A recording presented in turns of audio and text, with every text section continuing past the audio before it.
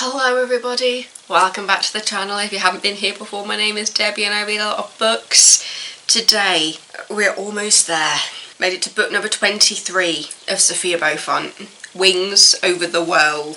Let's get a proper zoom in on that front cover. Just Sophia being a badass, standing atop the incredible Lunis. I can't believe we're here. So let's get through this blurb. Evil dragon riders are the worst, and the only ones who can defeat them are the good riders, the dragon elite. But fighting those who refuse to play by the rules can be tricky. It's difficult for Sophia Beaufont to get the upper hand when she refuses to loosen her morals. That's exactly what makes her a dragon elite, though. However, even if you've got angels on your side and fight for good, it doesn't mean you'll be successful. The rogue riders won't stop until they've won, or they are put down. Can Sophia stop the evil riders while also not starting a war that ends dragons forever? Or will they be forced to fight until there is no one left?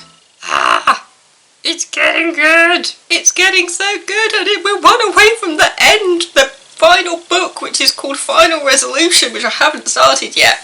I wanted to get this review out before I got confused about what happened in book 23 and 24. In this one, we are basically starting to prep for what is going to be the war on Versailles. Not just the Rogue Riders. It's about taking out Versailles to get the Rogue Riders on side. I think that's where this is possibly going, because they can't take out the Rogue Riders. There needs to be the balance there. But at the same time, the elite know that they can't leave Versailles in charge because she will take everybody out. Versailles has been in charge of basically brewing tiny little wars all over the place, basically. She and the Rogue Riders have been planting seeds which are leading to arguments. But the thing is, Versailles thinks that she's outsmarted the elite, but Sophia knows that this mudslinging isn't coming from nowhere.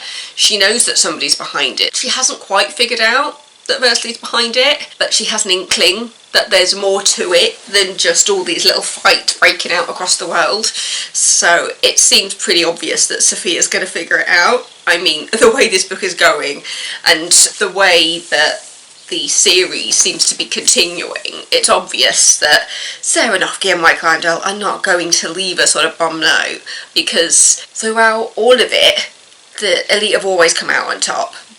And Sophia's going to come out on top, I tell you that. It's just knowing how. It's like, I'm looking forward to the final book, but at the same time I'm sad because it's the end of Sophia and Lunis.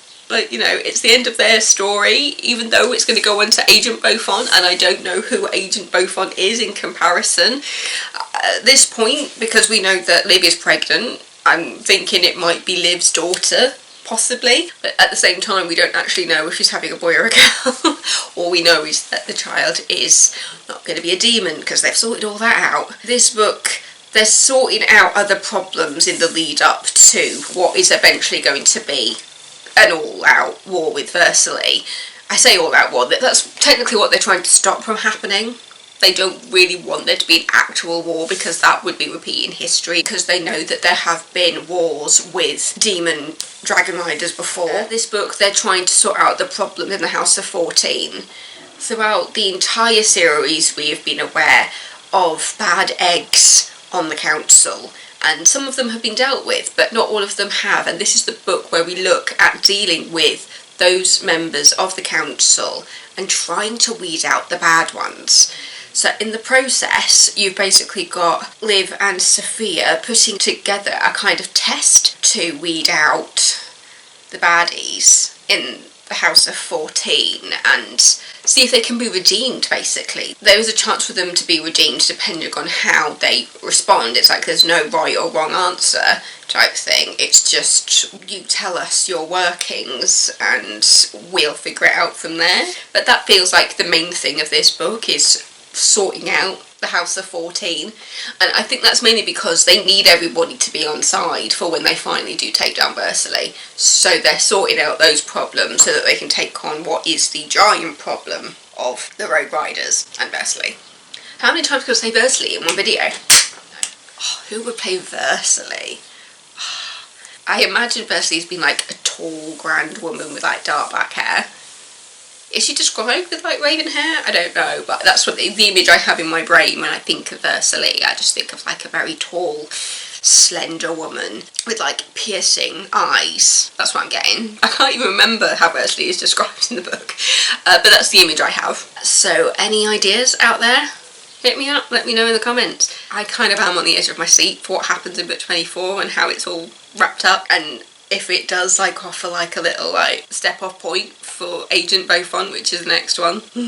Of course I'm going to go backwards so I can read Liv's storyline, because I think there's just so much of Liv to learn from the Liv books, which I think again is like a very long series, like 24 books-ish or something. The bits that I have learnt about Liv throughout Sophia's story, I think you can tell from my previous videos that I love being able to see Sophia and Liv together on their missions. So yeah, it'll be interesting to go back and read Liv's stuff. I will say it's very hot at the moment.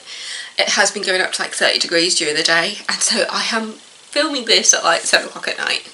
Well, it's actually 10 to 8, so to make it slightly bearable, because this room gets very, very hot. So window open, fan off after being on for quite a while, and just a little bit of light so that I don't look deathly pale as it gets slightly darker. I feel like that's all I have to say for this book at the moment, just because I'm waiting for the next one.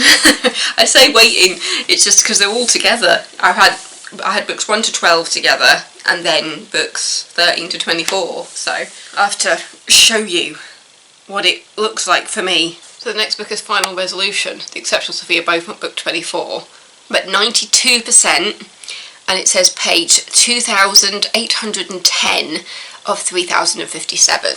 Can you see that? That is how much I have read. Oh my goodness.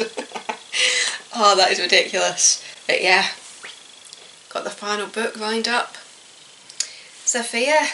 Yeah, I've got books 1 to 12 of Unstoppable Liv Beaufont in here.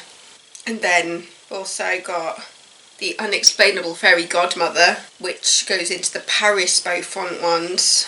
Then there's Beaufont Short Stories collection. And then there's, what's that one?